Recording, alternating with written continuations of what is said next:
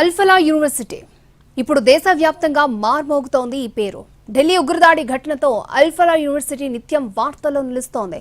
తాజాగా మరొక అంశం తెరపైకొచ్చింది. ఉగ్రవాది ఉమర్ నబీతో పాటు మరొక ముగ్గురు డాక్టర్లు యూనివర్సిటీలోని రూమ్ నెంబర్ 13ని ఉగ్ర కార్యకలాపాల కోసం వాడుకున్నట్లుగా అనుమానిస్తున్నాయి దర్యాప్తు బృందాలు. అది డాక్టర్ ముజమ్మిల్కు చెందిన రూమ్ గా గుర్తించారు. డాక్టర్లు ఉమర్ నబీ, ముజమ్మిల్, అదిల్, షహీన్ సయీద్ ఆ రూమ్లోనే సీక్రెట్ గా కలిసేవారని, బాంబుల తయారీ, ఉగ్రదాడులకు సంబంధించి ఆ గదిలోనే చర్చించుకునేవారని చెబుతున్నాయి. బాంబు తయారీ కోసం యూనివర్సిటీ ల్యాబ్ నుంచి రసాయనాలను నొక్కేయాలని ప్లాన్ చేశారు. రూమ్ నెంబర్ 13 ల్యాబ్ కి దగ్గరగా ఉంటుంది. దాంతో వీలైనప్పుడల్లా ల్యాబ్ నుంచి కొంత మొత్తంలో రసాయనాలను ముజిమ్మిల్, మహిళా డాక్టర్ షాహీని తీసుకెళ్లినట్లుగా అనుమానిస్తున్నారు పోలీసులు. తర్వాత ఆ కెమికల్ ని ఫరీదాబాద్ లోని ధౌజ్, టాకా గ్రామాల్లోని అద్దె స్థలాల్లో నిల్వ చేసినట్లుగా గుర్తించారు. ఇప్పటికే యూనివర్సిటీలోని డాక్టర్ ముజమ్మిల్ రూమ్ లో తనిఖీలు నిర్వహించారు. పెన్ డ్రైవ్లను స్వాధీనం చేసుకున్నారు. యూనివర్సిటీ ల్యాబ్ నుంచి సేకరించిన రసాయనాలను మరింతగా డెవలప్ చేసి పేలుడు పదార్థాల తయారీకి ఉపయోగించారని అనుమానిస్తున్నారు పోలీసులు.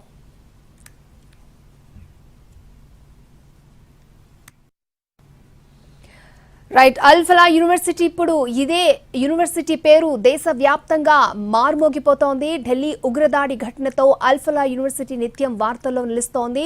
రైట్, ఇదే అంశానికి సంబంధించి పూర్తి డీటెయిల్స్ లైవ్ లో అందించడానికి మా ప్రతినిధి రాజు మనకి అందుబాటులో ఉన్నారు.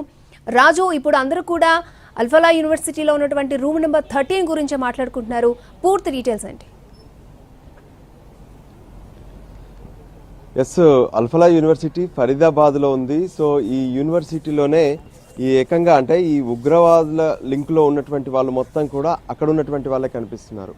ఉమర్ నబీ I-20 కారు తీసుకొని వచ్చి ఎర్రకోట ముందు పేల్చినటువంటి వ్యక్తి, దాంతోపాటు అంతకుముందు అరెస్ట్ అయినటువంటి ముజ్మిల్, షాహీన్, వీళ్ళతో పాటు మరికొంతమంది కూడా ఆ కాలేజీలోనే ఉన్నటువంటి వాళ్ళు. సో ఇప్పుడు ఆ కాలేజీలో కూడా వేరువేరుగా అంటే మొదట అనుకున్నారు కాలేజీలో పనిచేస్తూ బయట కొంత వీళ్ళంతా సమావేశాలు పెట్టుకోవడం, వేరువేరు కార్యక్రమాలకు పాల్పడి ఉంటారని చెప్పి అనుకున్నారు. కానీ ఏదైతే ఇన్వెస్టిగేషన్లో తవ్వుతున్న కొద్దీ కొత్త కొత్త విషయాలు వెలుగులోకి వస్తున్నాయి.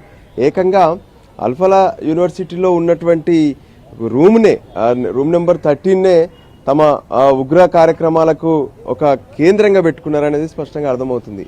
అది ఉమర్ నబీ ఉపయోగించేవాడు, అతనిదే ఆ రూము.